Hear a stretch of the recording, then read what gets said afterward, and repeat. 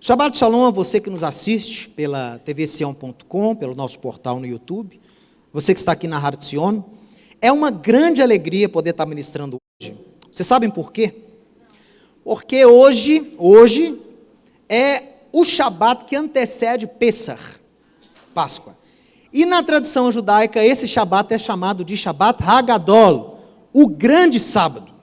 Por que ele é chamado de grande sábado? Porque ele foi o Shabat que antecedeu o Pesach lá nos dias do Egito, e foi, segundo a tradição, o dia que os israelitas separaram o cordeiro. Lembra que o mandamento diz que ao 10º dia do primeiro mês eles deveriam separar o cordeiro, e no 14º, ao crepúsculo da tarde, prepará-lo. Então, esse foi o dia que eles prepararam, nesse Shabat, eles prepararam o cordeiro.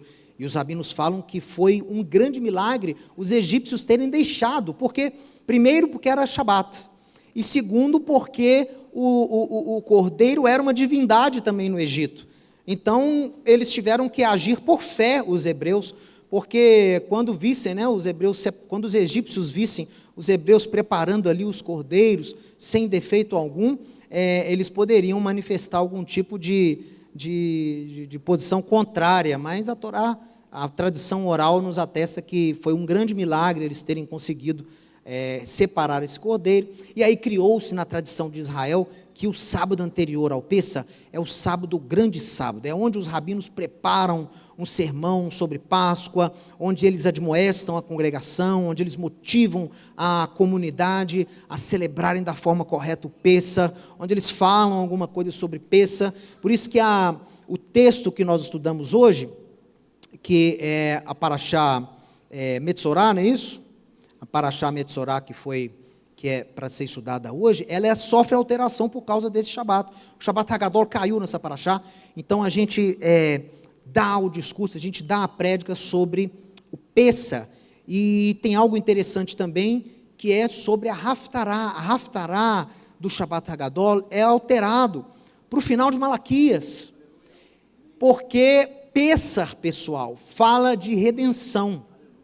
A mensagem central de Pesach é liberdade que gera redenção.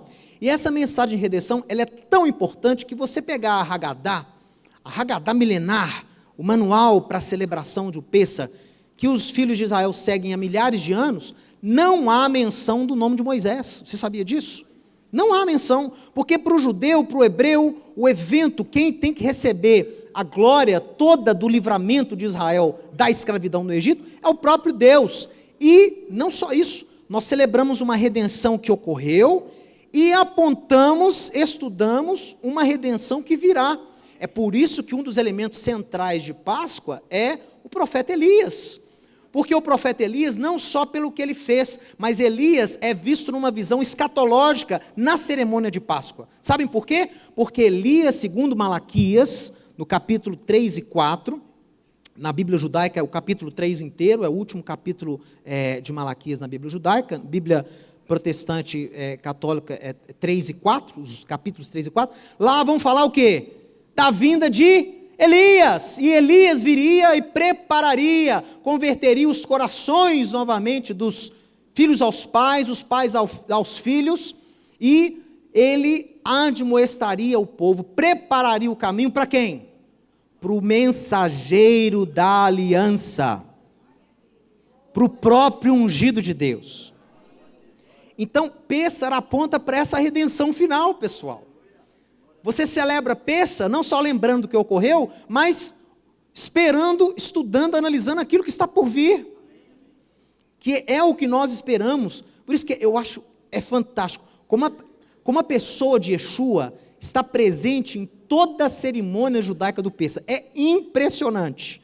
É impressionante. Inclusive, esse aspecto que a gente fala no Pesach, que a gente estuda da redenção, do final de Malaquias, é um território meio difícil para o judeu não discípulo de Yeshua abordar, Porque Yeshua está escancarado ali nos textos, o Messias de Deus está escancarado ali, e o final de Malaquias termina admoestando o povo, Deus admoestando o povo, para que não se esquecessem de Moisés, não se esquecessem da lei de Deus, de obedecerem à lei de Deus com o coração, com o kavaná, com a intenção correta. Sabem por quê? Porque é este o trabalho de Elias. Elias virá para preparar o caminho do mensageiro da aliança. Como? O que é preparar o caminho? Ao converter o coração de pais a filhos, de filhos a pais, ele estará o quê? Ele estará lembrando o povo, apregoando a obediência às leis de Deus. Mas antes disso, Elias apregou o arrependimento. Elias, a função dele é deixar os servos de Deus preparados. Como que é esse preparo? Elias apregou o arrependimento, Elias apregou a obediência, Elias apregou a lei do Senhor. E é esta volta para Deus através da obediência à sua lei que trará as circunstâncias corretas para que o Messias volte. Por isso que todo rabino, seja ele discípulo de Yeshua ou não, vai dizer para você o seguinte, que o segredo para a gente apressar a vinda do Messias é o quê? Obediência à Torá. É obediência à Torá. Sabem por quê? Yeshua diz isso, né? Yeshua diz que Moisés e os profetas falam a seu respeito. E ele até admoesta alguns religiosos da sua época, dizendo, olha, se vocês estivessem realmente analisando Moisés e os profetas, vocês saberiam quem eu sou. O apóstolo Paulo fala que quando leem Moisés, ainda há um véu. Mas através da graça de Deus, o mesmo véu é o quê? Retirado. Tem gente que acha que é a lei que é retirada. Não, o texto é claro, o véu é retirado. Agora eles estão lendo a lei com o véu. Se o véu é retirado, eles vão entender o que de uma forma correta? A lei? A lei? E a lei fala de quem? A lei aponta para quem? A lei nos guia à salvação através de Yeshua. É o que Paulo fala para Timóteo em Timóteo 3,16. A lei, os sagrados escritos nos guiam à salvação através da fé em Yeshua. Eles nos apontam à salvação. Então, Pêssar fala disso tudo. Pêssar, pessoal, eles falam que é uma das festas mais simbólicas e ricas de Israel, porque ela é repleta de elementos. E cada elemento nos ensina uma coisa diferente. Cada elemento nos ensina algo sobre redenção. Cada elemento nos ensina algo sobre nós mesmos, sobre Deus, sobre o seu plano. Então, por isso que Pêssar é uma festa para todo o povo de Deus, não só para judeu. Pêssar é uma festa para todo servo de Deus. O mandamento em Êxodo 12 é para que o estrangeiro e o peregrino não celebrem. Se ele quiser, atenção, se o sujeito que é estranho à fé de Deus, estranho às alianças de Deus, estranho aos mandamentos de Deus, quiser celebrar e sentar lá com o judeu e celebrar essa festa, ele vai ter que ser circuncidado. Essa é a ordem. Por quê? Porque Pêssar é uma festa para os da aliança. Pêssar é uma festa para os filhos de Abraão. Quem não é filho de Abraão não pode celebrar essa festa. Porque ela celebra a aliança, ela aponta para o mensageiro da aliança, que é o próprio Messias Yeshua. Então você que através de Yeshua, do ungido de Deus, foi feito filho de Abraão mediante a fé, você não é mais estranho à fé, você é estranho a Deus. Você é estranho à lei de Deus? Claro que não, você faz parte da aliança, então você não é mais, palavras do apóstolo Paulo lá em Efésios capítulo 2, você não é mais o quê? Estrangeiro nem peregrino, as mesmas palavras que Deus usa lá para Moisés em Êxodo 12. Paulo está ensinando o quê? Que você que não é judeu, mas foi enxertado na aliança de Abraão através do Messias, você pode celebrar essa festa sem ser circuncidado, porque você não é estranho. O estranho não pode, se ele quiser tem que circuncidá-lo, mas você não é estranho. Amém, pessoal? Então é uma festa para o povo de Deus, é uma festa que foi instituída pelo Eterno para que o seu povo celebrasse. É uma festa que nós vemos em 1 Coríntios 5, verso 8, o apóstolo Paulo dando ordem para os gentios em Corinto, para que celebrassem essa festa. A tradição histórica, o registro histórico da igreja nos primeiros séculos, atestam que os primeiros seguidores de Cristo na diáspora, na Ásia Menor, celebravam o Pêssar como os judeus. Isso é registro histórico. Você lê a história eclesiástica de Eusébio, ele lista lá os bispos que foram punidos pelo Papa Vítor I na época, porque não quiseram alterar o dia da Páscoa. E aí eles argumentam, porque nós aprendemos com os apóstolos a celebrar no 14º dia um jantar com ervas amargas e pães ázimos. Foi assim que os apóstolos ensinaram. Como é que decretos de homem podem mudar a lei de Deus? Mas mudaram. Demoraram 500 anos, mas conseguiram arrancar essa herança da igreja. Então, hoje é época, é hora de Deus o quê? Trazer novamente para o seio da igreja essas tradições ricas, essa bênção rica, tal como a festa de Páscoa. Oxalá se o mundo que serve a Deus estivesse parando na sexta-feira que vem, à noite, e celebrando nas suas casas a liberdade que temos, o grande livramento que tivemos, a nossa passagem das trevas para a luz, nossa passagem da escravidão para a liberdade. Se o mundo inteiro estivesse estudando sobre a redenção que nós aguardamos ainda, sobre Elias, sobre o Messias de Deus que virá novamente e estabelecerá o seu reino aqui, milenar, de paz, entendeu? O Olam Rabá. A intenção de Deus é essa. Para que os seus servos estudem sobre os elementos que compõem essa festa. Então, por isso que eu preparei nessa breve mensagem para você. Isso foi uma introdução para que você celebre o Pêssar da forma correta. E Páscoa quer dizer o quê? É o jantar e também o jejum de hametz, jejum de fermento, meu irmão. Você não pode comer fermento 7 dias. Isso é algo que Deus preparou para você se aprimorar. Deus não precisa de jejum de fermento. Quem precisa aprender com esse ato, somos nós. Esse ato nos ensina sobre várias outras coisas mais importantes. Se Deus instituiu, é porque tem uma sabedoria aí. Então você deve também se abster de comer alimentos fermentados por 7 dias. E orando para que Deus o quê? Para que você aprenda, separando um fermento, você aprenda a separar o quê? A malícia, a maldade e o pecado da sua natureza. Você aprenda a se controlar mais, a ter mais domínio próprio. Nós vamos ver aqui que a festa de Matzá é uma quimioterapia espiritual. É um spa espiritual. Você não conseguiria fazer quimioterapia 365 dias ao ano. Mas 7 dias você consegue. 7 dias intensivos você consegue. O Matzá não foi criado para ser comido todos os dias do ano, não. Até porque ele não é um alimento tão saudável. O maçã é difícil de ser digerido, ele não é gostoso, né? É um alimento pesado, mas ele tem um princípio espiritual fantástico. Então, se Deus preparou 7 dias no ano para você comê-lo, para você aprender com essa festa, faça. Então, não coma alimentos fermentados. O que é o alimento fermentado? São alimentos, o que é o hametz, o fermento? É aquilo que surge da mistura de 5 grãos com água. Então, essa fermentação que a Bíblia proíbe em Páscoa é fermentação de grãos, não de frutas. Grão. Quais grãos você deve evitar comer nesses 7 dias? Trigo, cevada, centeio, aveia e espelta. Espelta é um trigo vermelho. Então, todo alimento que contém trigo, aveia, cevada, espelta ou centeio, você não come esses 7 dias. Porque esses alimentos em contato com a água, depois de 18 minutos, eles vão fazer o quê? Vão fermentar. Então, é esse processo que você tem que evitar. Viu? Então, e não é tão difícil, pessoal. E nos ensina tanto você tentar guardar. Então, aqui na sinagoga, sexta-feira que vem, já não vai ter fermento aqui dentro. Nem as crianças vão comer nada fermentado. Né? Nas nossas casas também já não tem. Vamos aprender, então, nesse sábado, um pouquinho sobre esse aspecto do Pêssar. Vamos aprender um pouquinho sobre o matzá?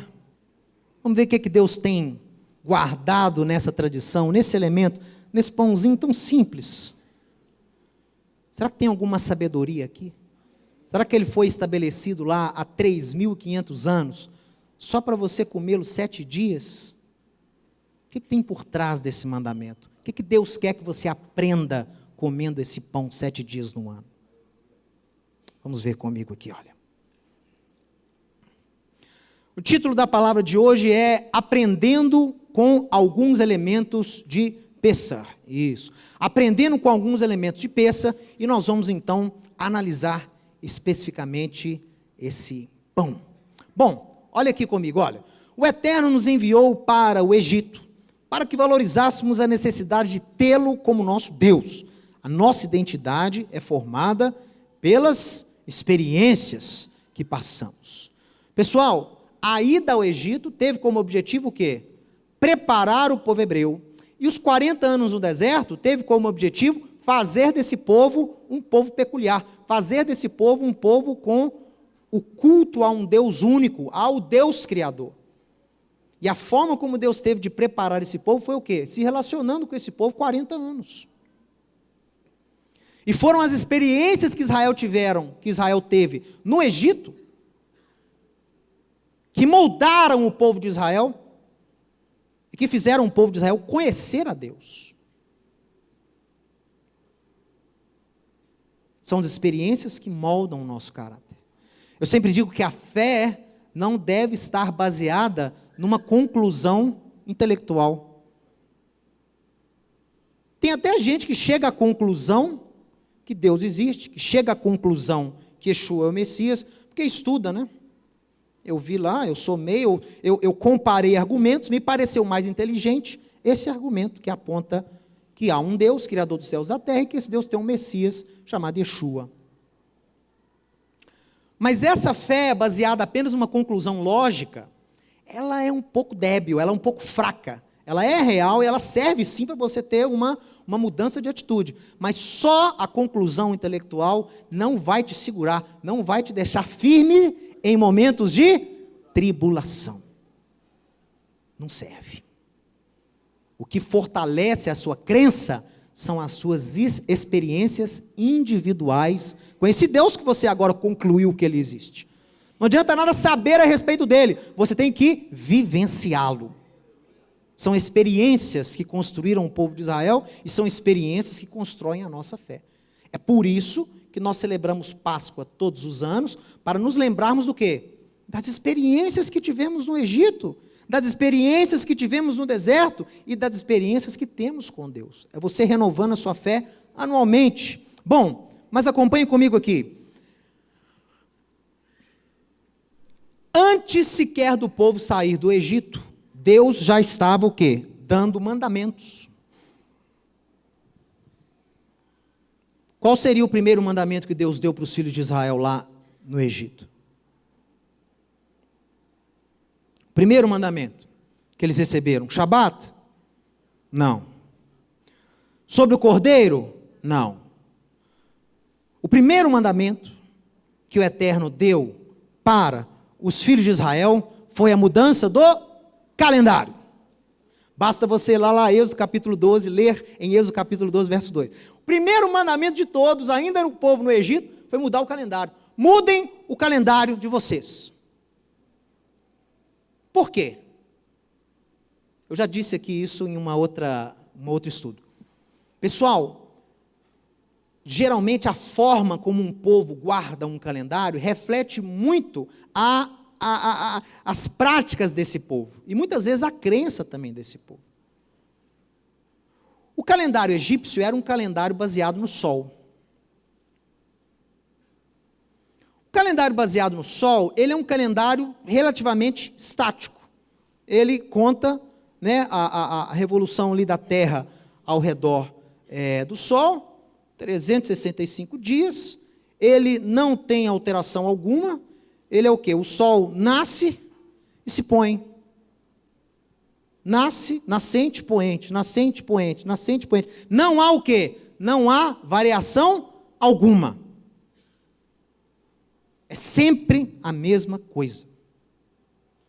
Já o calendário lunar, que é o que Deus ordena para que Israel passasse a seguir aquele dia, onde esse mandamento foi dado, é diferente.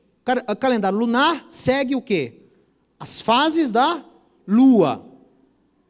As fases da lua ao redor da terra. E as fases da lua, o quê? A lua está sempre em constante o quê? Em constante movimento. É sempre diferente. Cada dia que você olha para a lua, ela está de um jeito, não é? primeiro dia do mês, que Deus fala, ó, esse será o primeiro dia dos meses, é o dia de Rosh Chodesh, que é o dia da lua nova. É quando você não vê lua. E a partir daí, conta-se o ciclo de 28 dias. Geralmente o calendário lunar tem 354 dias, 355, varia. Mas conforme as fases da lua. Então Deus quis já dar para o povo o quê? Esse ensinamento, essa ideologia, essa forma de pensar. Vocês não vão mais seguir um calendário fixo, um calendário sem mudança, um calendário estático. Vocês vão seguir um calendário dinâmico. Por quê, hein? Os rabinos falam que os povos que adotam calendários solares tendem a acreditar em algo que nós chamamos de predestinação. A predestinação é o quê? É você nasceu de um jeito, eu não tenho como me livrar de quem eu nasci, eu não tenho como mudar quem eu sou, e eu vou morrer do jeito que eu fui criado. Eu não tenho como alterar o meu passado, eu não tenho como mudar nada. Se eu fui predestinado a viver, a morrer desse jeito, não há nada que eu possa fazer que vai mudar a minha vida, que vai mudar o meu destino. Eu estou prefixado, predestinado a viver e morrer dessa forma. Graças a Deus, o nosso Deus introduz no povo hebreu uma forma de pensar diferente. Deus diz, olha, está vendo a lua? Está vendo que cada dia ela é diferente? Está vendo que cada dia é um recomeço? Assim também vão ser vocês.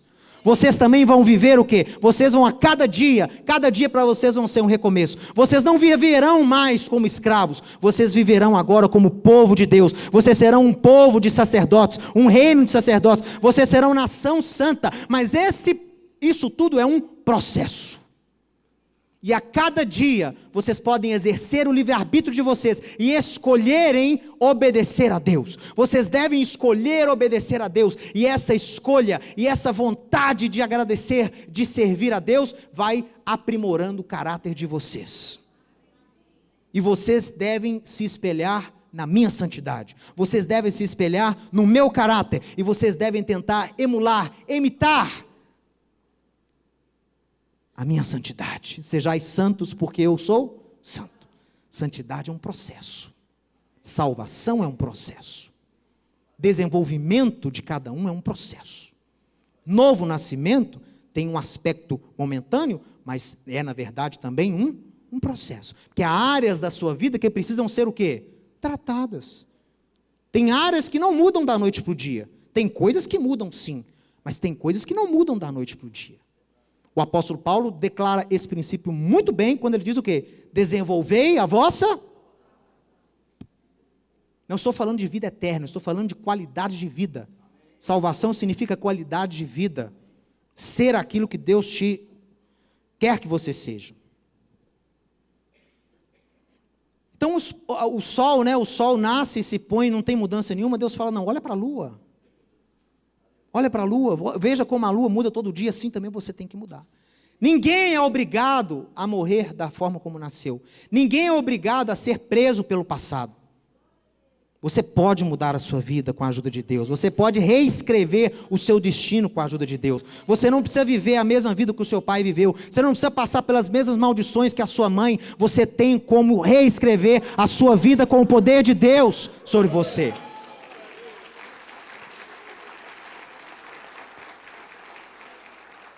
Deus não criou ninguém para perecer. Deus não criou ninguém para ser escravo do pecado. Pessoas escolhem ser escravas do pecado. Pessoas escolhem desobedecer a Deus. Mas a intenção do Eterno é o quê? É que Deus predestinou a humanidade para ser reflexo de si mesmo. Essa é a predestinação máxima de Deus. Criou a humanidade, criou Adão para ser o quê? Uma expressão da sua glória. Foi para isso que você nasceu. Não aceite aquilo que a sociedade impõe sobre você. Não aceite as maldições hereditárias que, por causa da sua ignorância ou desobediência, também começaram a incidir na sua vida. Deus fala para Moisés, eu visito a iniquidade dos pais nos filhos e nos filhos dos filhos, que é a terceira e quarta geração. Então, o pecado, ele passa sim. A maldição do pecado passa sim. Se você vive uma vida em pecado, não educa o seu filho vive também uma vida em pecado, aquela maldição o quê? Passa para a vida dele. Mas Deus está falando, olha, você não precisa receber essa iniquidade herdada da sua família. Você tem como reescrever a história da sua casa. Você tem como escolher me obedecer, para que esse decreto seja revogado. Depois vocês leem Ezequiel capítulo 33. É o texto que joga por terra essa predestinação estranha que o cristianismo desenvolveu, principalmente na Idade Média, pelos reformistas, e que é contrária à Bíblia. Deus fala em Ezequiel 33 que se o ímpio, que recebeu palavra de Deus de morte, ele escolheu desobedecer, ele foi amaldiçoado por Deus. Deus falou com ele, você vai morrer porque você escolheu o pecado. Se uma pessoa dessa se arrepender do mal que faz, se arrepender desse mau caminho, mudar a sua atitude, restituir aquilo que roubou e prejudicou, Deus não só vai perdoar a falta, mas vai dar para ele uma palavra de vida, ele vai viver. E se aquele também que é justo, mas confiar na sua própria justiça, e recebeu a palavra de Deus de vida, o justo, obediente, Deus falou, você vai viver porque você é um servo obediente. Profetizado vida da parte de Deus sobre ele. Mas se ele confiar na própria justiça e optar por seguir o caminho da iniquidade, na sua iniquidade morrerá. O homem responde pelos seus atos. Não há predestinação divina alguma que isente o homem da sua culpa perante Deus. Nós respondemos por aquilo que escolhemos. E o maior dom que Deus nos deu foi o quê? O poder da escolha. É levantar de manhã e escolher obedecê-lo. É levantar de manhã e escolher agradecer a Ele.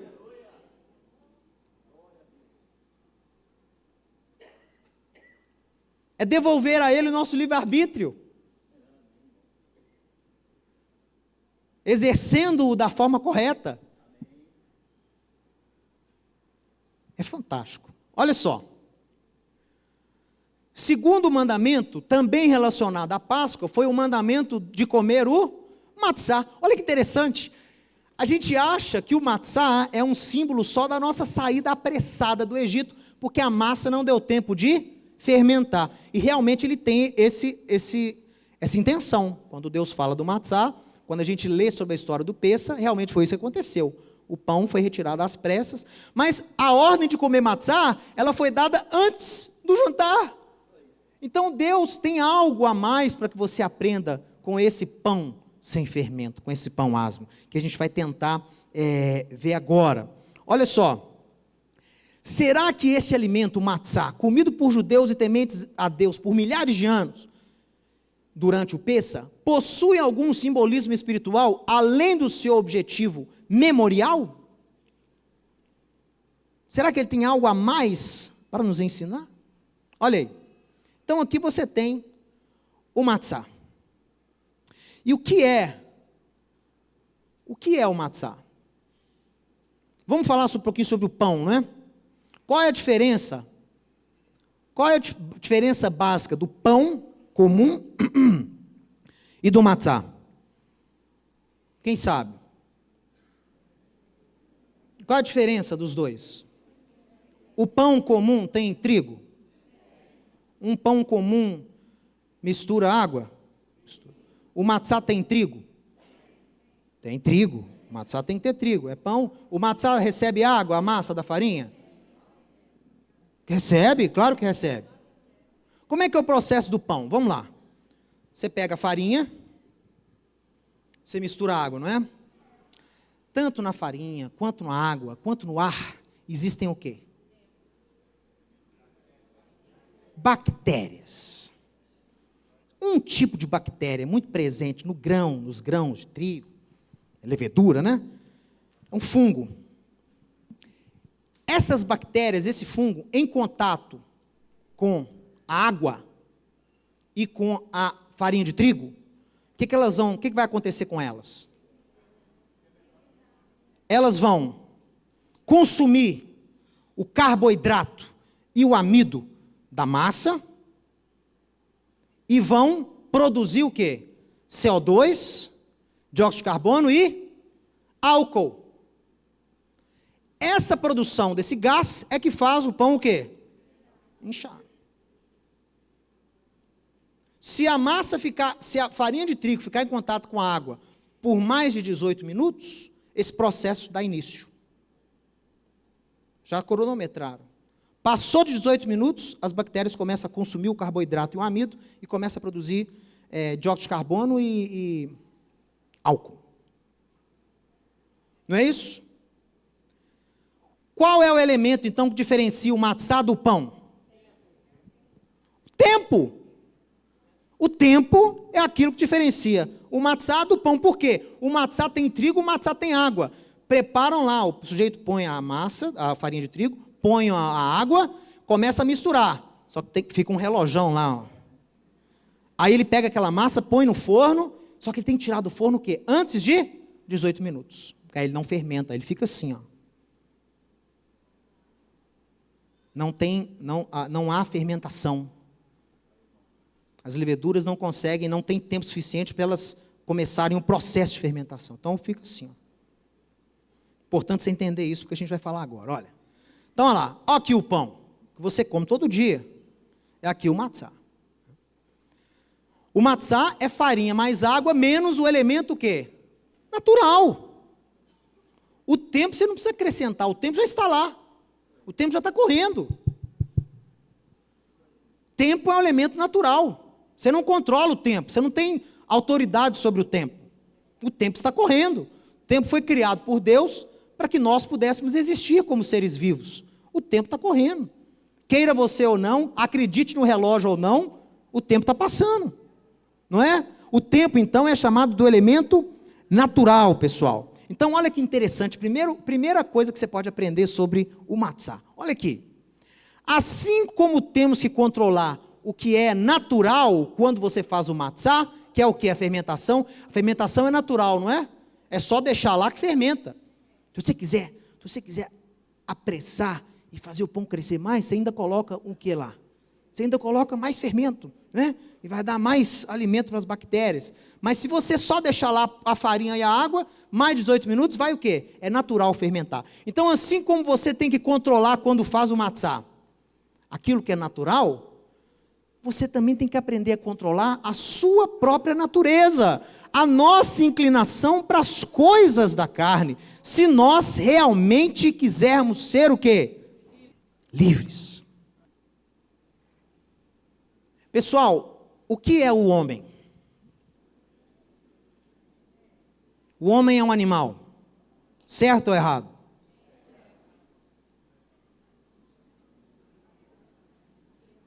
Então você é igual o macaco, o cachorro, o boi. O que diferencia você do macaco? O que diferencia você do boi? Do cachorro? Pessoal, o homem é um espírito. Meu pai sempre diz, o homem é um espírito. Para que esse espírito pudesse habitar num ambiente, num habitat, num ecossistema vivo, esse espírito também devia ter o quê? Uma casa. Esse não é o mundo dos espíritos. Aqui vivem seres vivos, com corpos, matéria orgânica, seres vivos. Para que esse espírito pudesse viver aqui na terra, esse espírito teve que ganhar uma casca, uma casa. Essa casa é o seu corpo. Dá uma olhada para a sua casa, vê como é que ela está. Está cuidando bem dela? Essa casa, com o tempo, ela vai o quê? Ela vai ficando mais frágil. Ela sofre degradação do tempo. Mas o homem é um espírito que habita num corpo. Só que Deus faz o quê? Quando Deus sopra o espírito dele na carcaça humana, no corpo que ele fez para Adão, o homem se torna, texto lá de Gênesis 2, o homem se torna Nefesh Hai, alma eterna. O homem ganha ali uma alma eterna.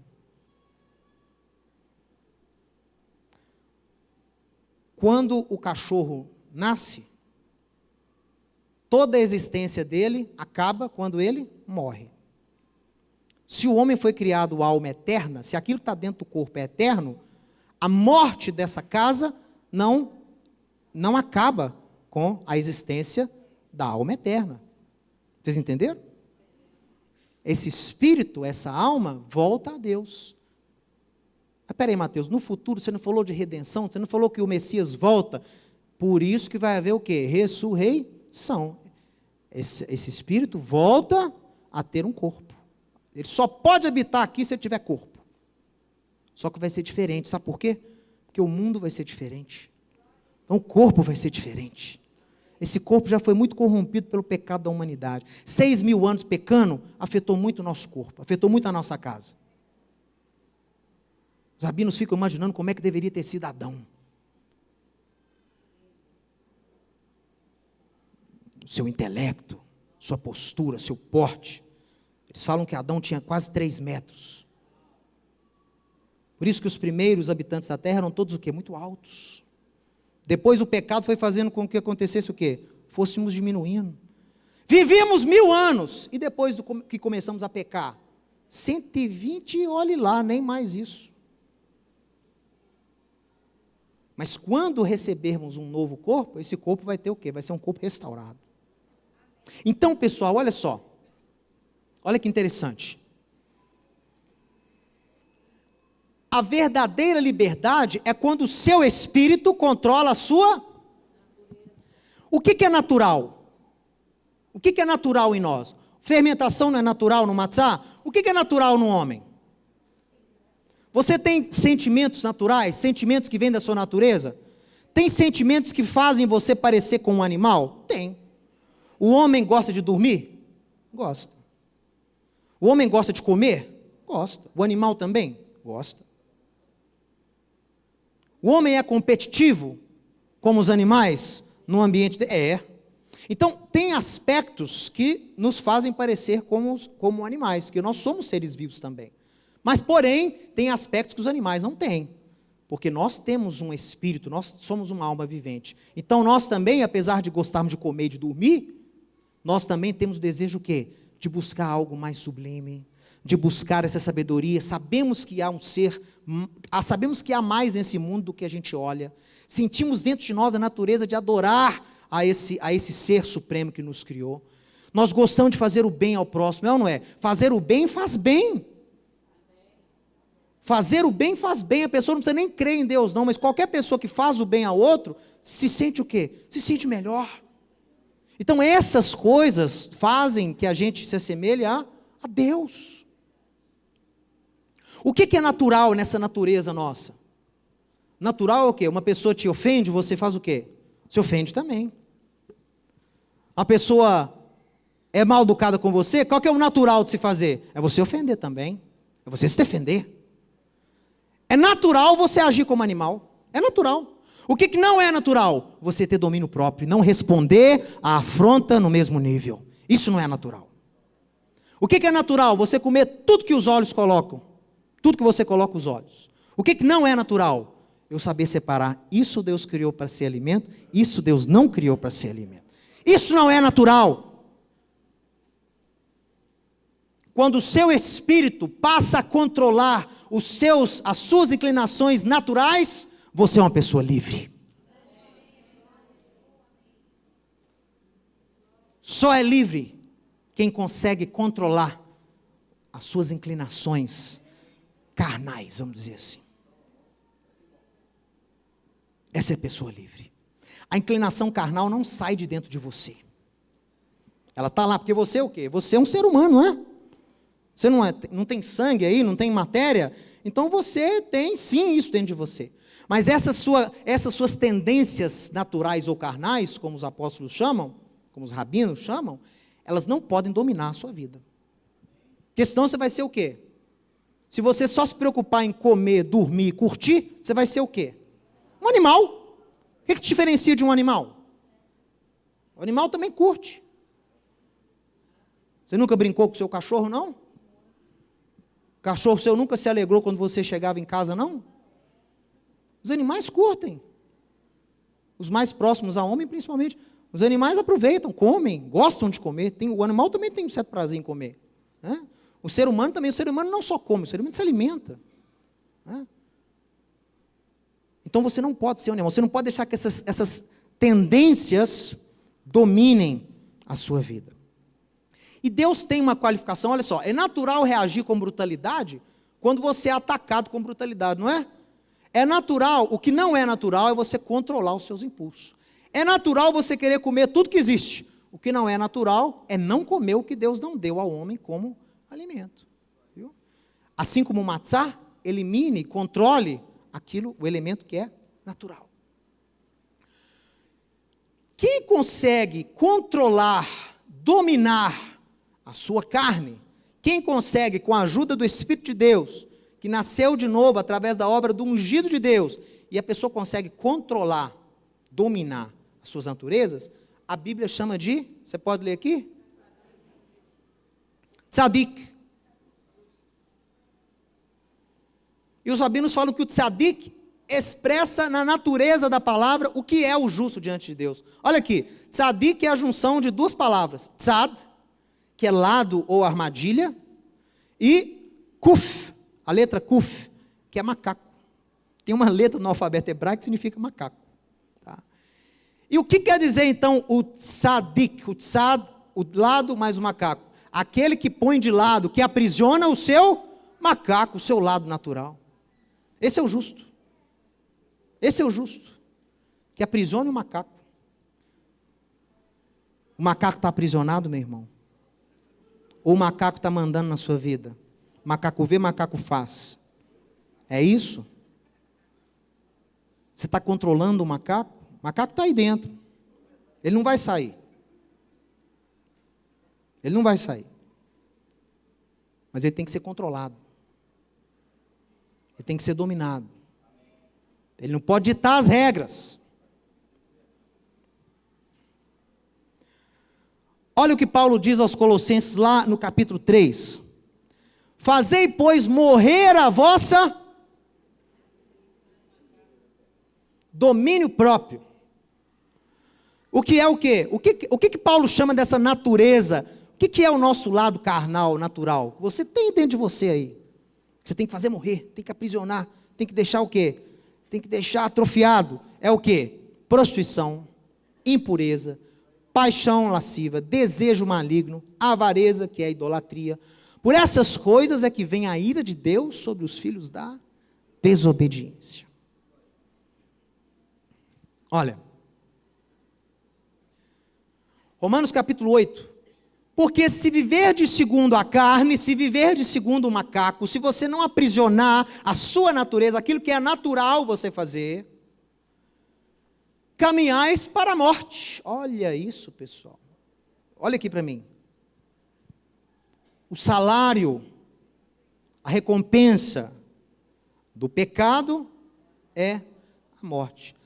Você deixar a sua natureza te dominar, isso vai te levar a um estado de morte, seja a morte física ou seja a morte espiritual, porque ela existe. Lembra que eu falei que nós temos aquele desejo, né? A gente sente bem quando a gente ajuda o próximo, a gente sente aquela necessidade de buscar a Deus, de buscar aquilo que é mais sublime. Sabia que até isso pode morrer em você? Ou pode ficar tão atrofiado que você nem sente essas coisas mais. Porque você está vivendo há muito tempo de acordo com a carne. Isso te dominou tanto que você começa a perder aquela sensibilidade que você ganhou de Deus quando você foi criado. Todos os que são guiados pelo Espírito de Deus são o quê? Filhos de Deus. Olha só. Então, o aspecto da adoção é um aspecto que está intimamente, intrinsecamente ligado com a prática. Todos que são guiados pelo Espírito. Quem é guiado é quem está o quê? Quem está indo para algum lugar. Quem está andando. A pessoa é guiada, é direcionada. Ninguém é direcionado parado. Então, o ser filho de Deus envolve o quê? Envolve ações. Envolve prática. É por isso que os judeus são chamados filhos de Deus. Israel é chamado primogênito de Deus. E o que Deus deu para esse povo? Leis. Para que vivessem de uma forma distinta. Para que pudessem, com essas leis, aprender o quê? A dominar a sua inclinação para o mal, inclinação para a carne. É para isso que as leis existem. Você entende que a lei não foi dada para Deus para salvar, para dar um lugarzinho seu lá no céu. A lei de Deus existe para que você o quê? Aprenda a viver de uma forma agradável a Deus, para que você não seja dominado pela sua natureza e chegue o quê? Ao nível desejado por Deus, de separação. Então, por isso que os filhos de Deus recebem mandamentos em todas as áreas que você imaginar. São distintos em tudo, na forma de falar, na forma de vestir, na forma de agir, na forma de comer. O calendário é diferente. Por quê? Porque devem ser guiados pelo Espírito de Deus. Então, aquele que nasceu de uma família de filhos de Deus, nasceu de descendentes de Abraão, segundo Isaac, mas não está sendo guiado por essas leis, guiados por esse Espírito, o que vai acontecer com ele? O que vai acontecer com ele? Ele vai alcançar aquilo que Deus tem para ele? Ah, mas meu pai é judeu, meu avô é rabino. Isso adianta alguma coisa? Nada. Ninguém é filho de Abraão se não anda nas pegadas de Abraão.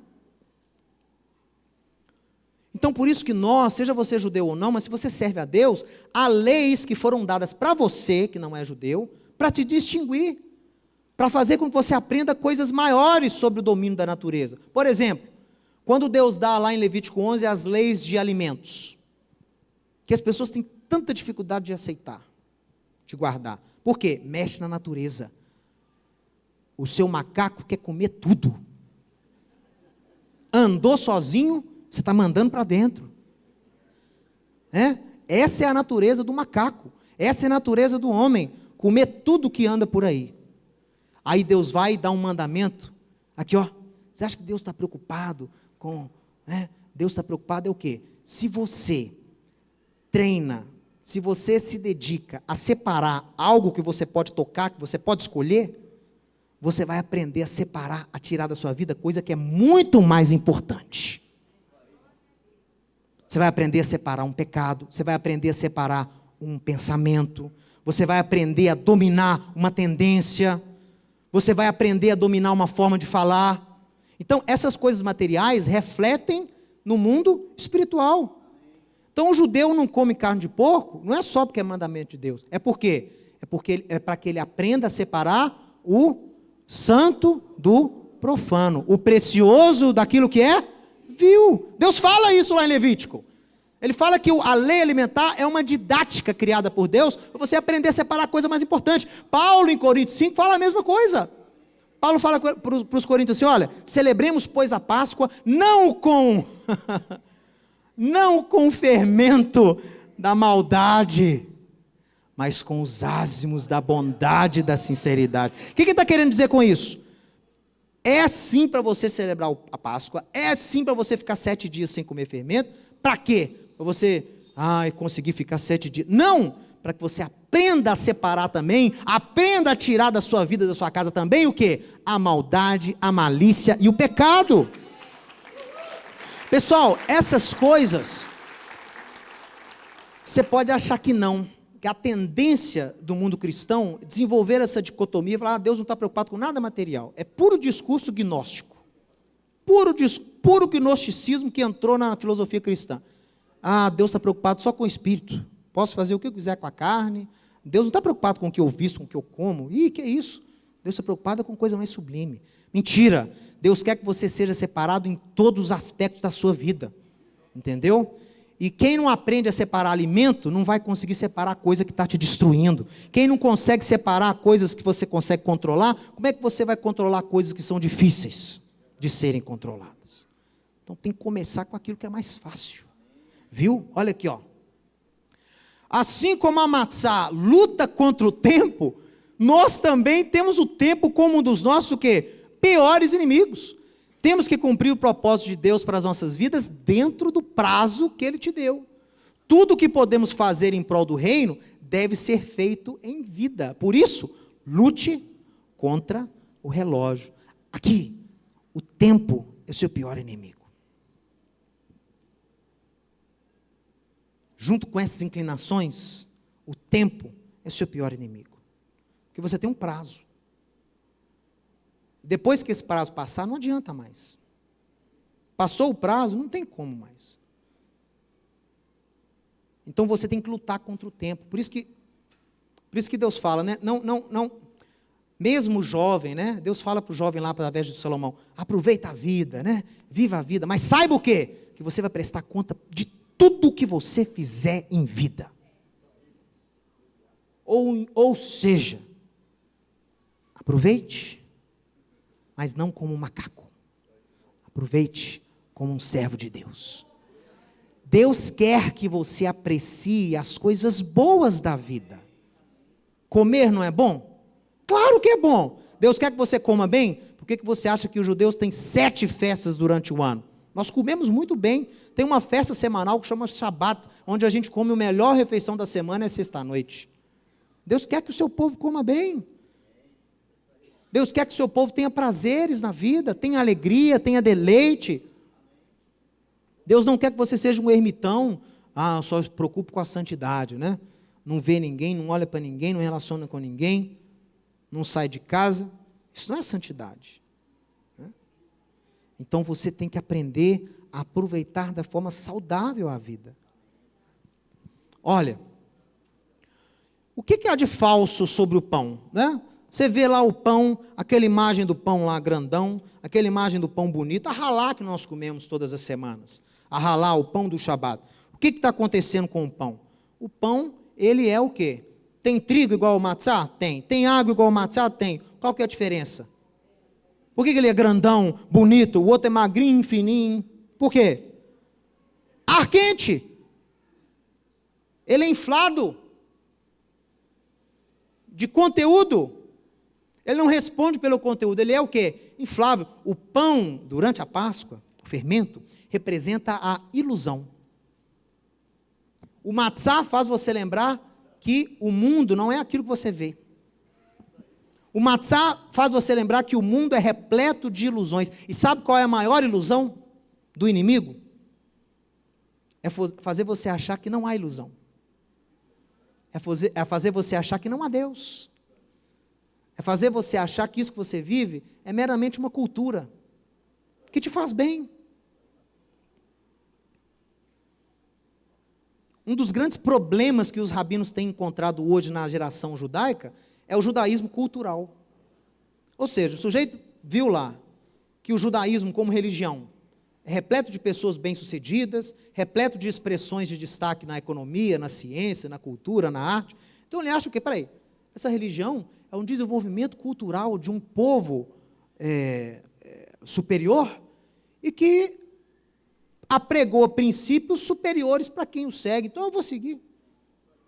Eu vou fazer o que eles fazem. Eu vou me encontrar onde eles se encontram. Eu vou orar como eles oram. Eu vou guardar os dias santos que eles guardam. Por quê? Porque isso tudo faz parte de uma cultura superior. Pessoal, esse é o mais conhecido e o pior tipo de judaísmo. O sujeito não acredita em Deus, não acredita em nada do que está escrito aqui como verdade, mas o quê? Cumpre por quê? Porque me faz uma pessoa bem-sucedida, me faz uma pessoa superior intelectualmente. Isso é um perigo. Porque isso é uma ilusão. Se eu tiver muito dinheiro eu vou ser feliz. O dia que eu conseguir andar num carro desse eu vou ser realizado. Isso é ilusão. A vida não é aquilo que você vê. O mundo é repleto de ilusões. O diabo construiu um mundo repleto de ilusões para que você não acredite naquilo que é real. Real é o quê? Há um Deus criador dos céus e da terra. E esse Deus tem uma história para a nossa humanidade. Esse Deus criou o mundo, a nossa história teve um início, a nossa história tem um meio e a nossa história tem um fim. Não entenda o tempo como os pagãos. Na cultura grega, o símbolo do deus Cronos, o deus do tempo, é uma cobra que engole o próprio rabo, né? O símbolo matemático usado para o infinito. Por quê? Algo que não tem início nem fim. É só repete. Ô meu irmão, o Messias está voltando. Deus quer que você comece a trabalhar aí em prol da restauração do mundo. Deus quer que você haja mais no espírito de Elias. Prepara o caminho para o rei. Ah, que isso? Não. É igual os gregos, né? Igual o calendário solar. Vai nascer e vai morrer. Vai nascer e vai se pôr. Que isso? Meu irmão, você não está vendo a humanidade caminhando só para o pior, não. Isso aí são fases. Meu irmão, aquecimento global, que isso? Né? O gráfico do negócio de aquecimento global é meio senoidal, né? Tem épocas que o mundo aquece, tem épocas que resfria. Acredita em nada dessas bobagens, não.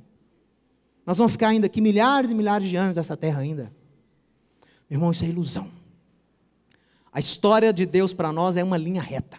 E essa linha já está toda demarcada. Há um tempo já determinado. Bom, então, o que nós temos que fazer? Temos que lutar contra as ilusões do mundo, buscando sempre a verdade, mesmo que esta verdade não seja o quê?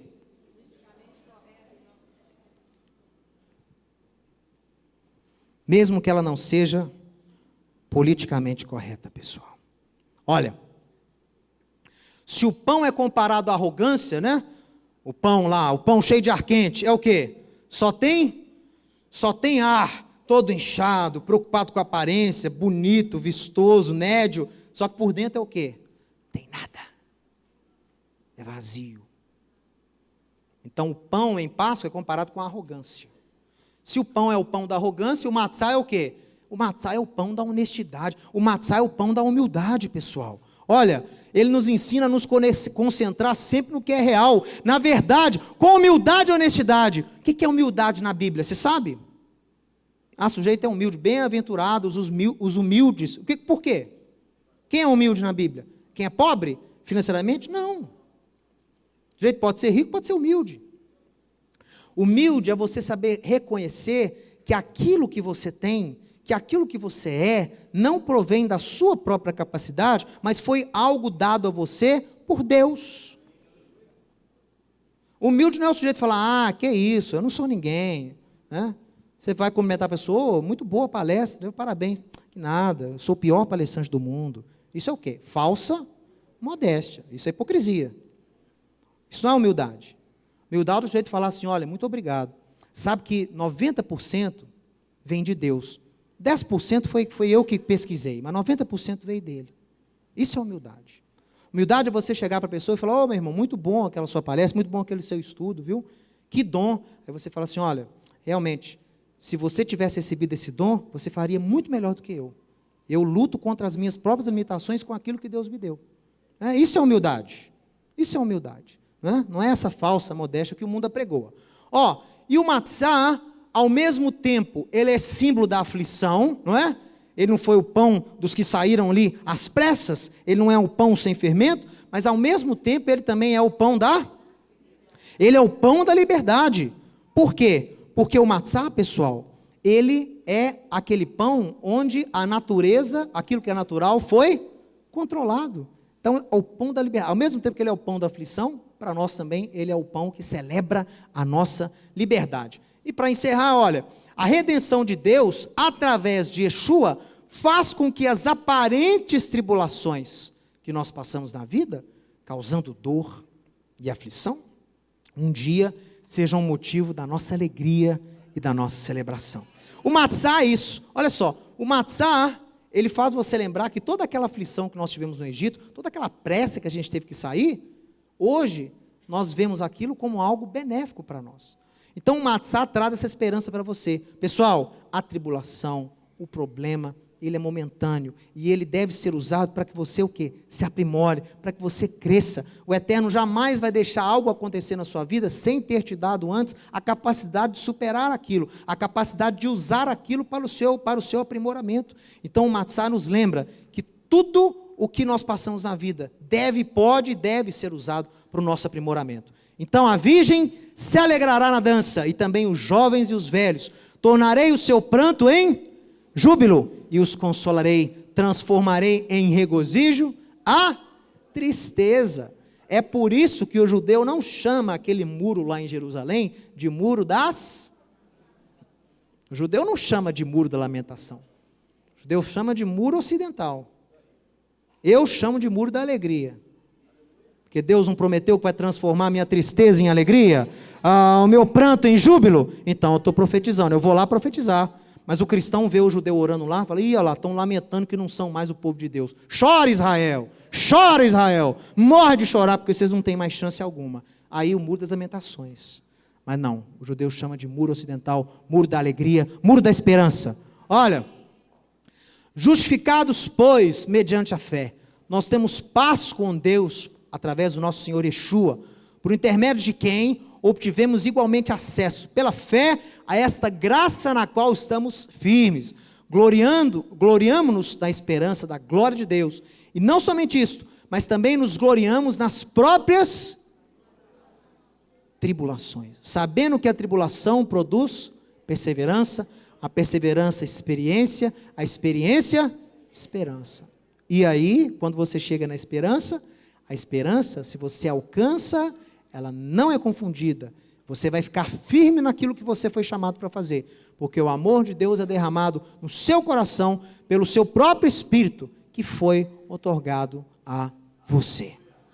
Amém? Então, por isso, olha, Hag, Pessa, Sameia, feliz festa de Páscoa, celebrando a saída das trevas, a saída da escravidão, para uma vida na luz de Deus com o seu ungido, para uma vida que você é verdadeiramente livre, e com o Espírito de Deus, através da graça de Yeshua, você consegue o quê? Andar sendo guiado pelo Espírito e mortificando aquilo que te faz parecer com um animal, mas você não é um animal, você é um ser criado à imagem e semelhança do Deus vivo.